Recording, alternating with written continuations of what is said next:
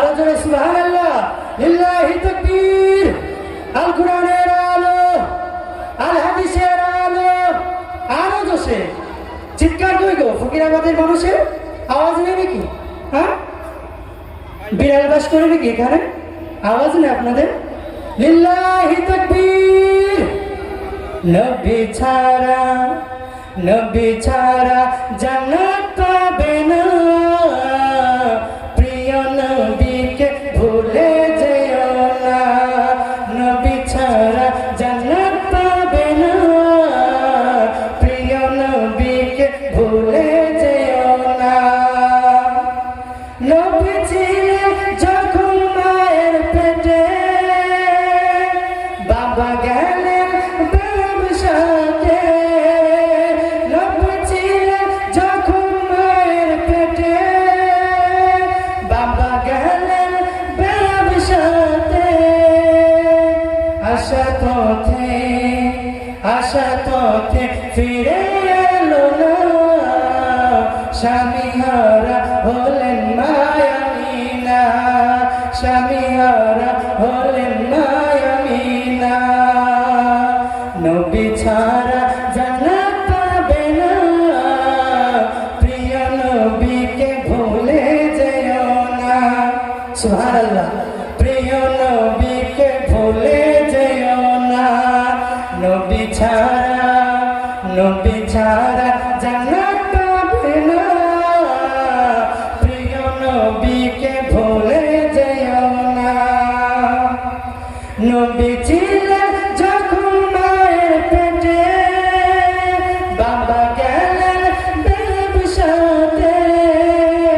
নবী ছিলেন যখন মায়ের পেটে, বাবা গেলেন ব্যবসাতে। আশা পথে ফিরে এলো না, স্বামীহারা হলেন মায়ামিনা, স্বামীহারা হলেন মায়ামিনা। আমরা দেশে আল্লাহ রাসূল সাল্লাল্লাহু আলাইহি ওয়াসাল্লামকে মানতে আছি তো? আমরা সকলে মানতে রাজি আছি তো ইনশাআল্লাহ?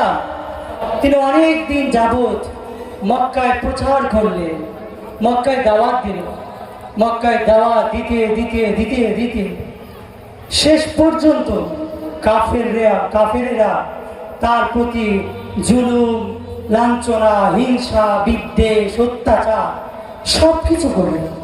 রাসূলুল্লাহ সাল্লাল্লাহু আলাইহি ওয়াসাল্লাম কষ্ট ভরা জীবন নিয়ে আল্লাহ তাআলাকে বললেন, ওগো আল্লাহ, তুমি যদি আমার উপর সন্তুষ্ট থাকো, আমার এই কষ্ট কিছু যায় আসে না। তুমি যদি আমার উপর সন্তুষ্ট থাকো, আমার এই কষ্ট কোনো যায় আসে না। আল্লাহ নবী সাল্লাল্লাহু আলাইহি ওয়াসাল্লাম তিনি সে মক্কায় অনেকদিন দাওয়াত দিলেন। এই দাওয়াত দেওয়ার পরে মক্কাবাসীরা যখন মানল না, নবী সাল্লাল্লাহু আলাইহি ওয়াসাল্লামকে এবং তোমার সাহাবাদেরকে আলাদা করে দিলেন। আলাদা করে দেওয়ার পর তিনাদের যে খাবার, বাণিজ্যিক দিক থেকে ফসল, খাবার সব কিছু বয়কট করে দেন। নবী সাল্লাল্লাহু আলাইহি ওয়াসাল্লাম কয়েক বছর গাছের পাতা খেয়ে থাকলেন, কয়েক মাস। নবী সাল্লাল্লাহু আলাইহি ওয়াসাল্লাম দেখছেন যে এখানে আমার দাওয়াত হয়তো কবুল করবে না, আমি অন্য জায়গায় যাই, পরিবর্তন করে যাই না। আমার ভাই রাসূলুল্লাহ সাল্লাল্লাহু আলাইহি ওয়াসাল্লাম সে বুক ভরা দুঃখ নিয়ে তিনি চলে গেলেন তায়েফে। তায়েফের বাদশা ছিল, 3টে বাদশা তখন সে তায়েফ পরিচালনা করত। তাদের সকলের কাছে দাওয়াত নিয়ে গেল। আল্লাহর নবী সাল্লাল্লাহু আলাইহি ওয়াসাল্লাম যখন তায়েফবাসীদের কাছে দাওয়াত নিয়ে গেলেন,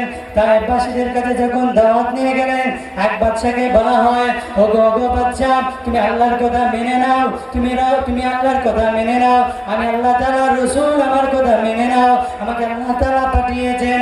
সে বাদশা বলে, আহারে নবী বলে তোকে কি পাঠালো, নবী আর পালো না। নবী সাল্লাল্লাহু আলাইহি ওয়াসাল্লামের মনটা বড় দুঃখে ভরে গেল।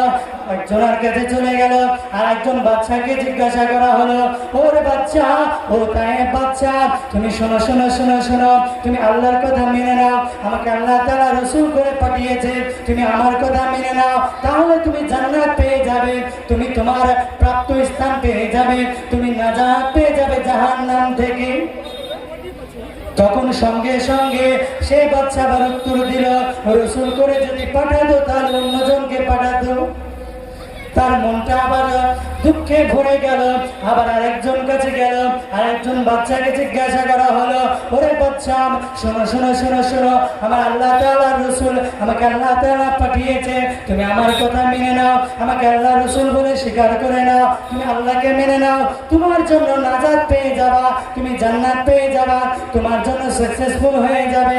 সে বাচ্চা তখন বলে, যদি তোমাকে আমি, তোমার সঙ্গে যদি তুমি যদি সত্য নবী হয়ে যাও, তুমি যদি সত্য নবী হয়ে থাকো, তাহলে তোমাকে যদি আমি অমান্য করি তাহলে এটা আমার জন্য বিপজ্জনক, আর যদি তুমি মিথ্যাবাদী হয়ে থাকো তাহলে তোমার জন্য, তোমার সাথে কথা বলা আমার অমূল্য।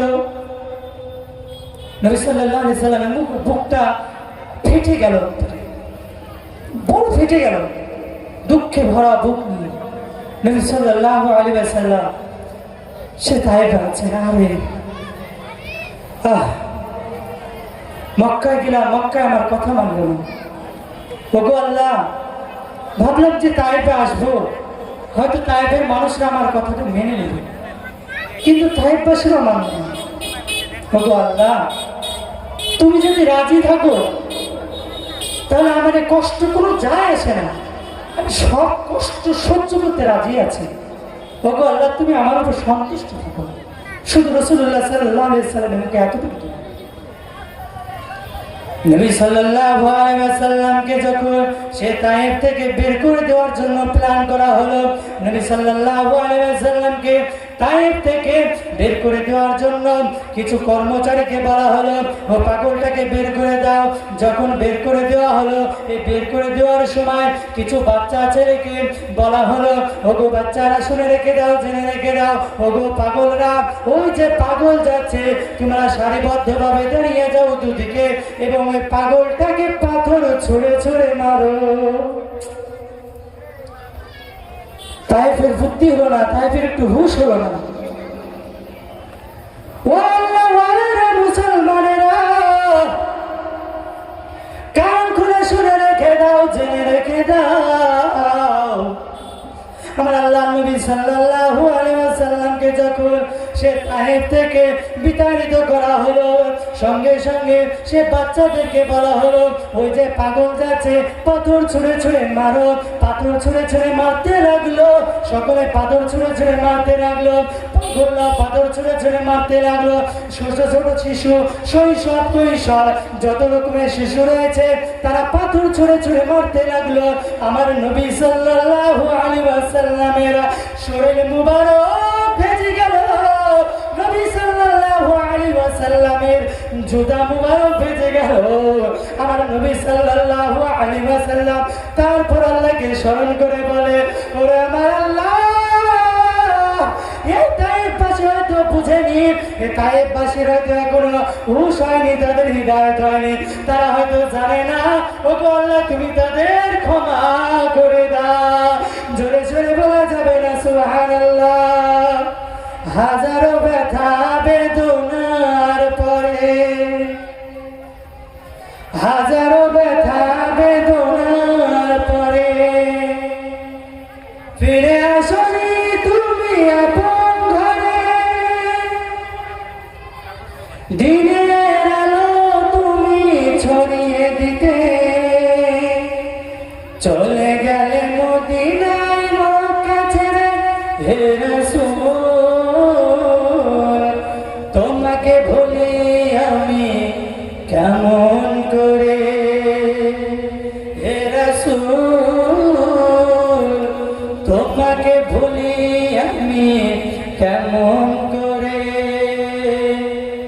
হাজারো ব্যথা বেদনার পরে ফিরে আসনি তুমি আপন ঘরে,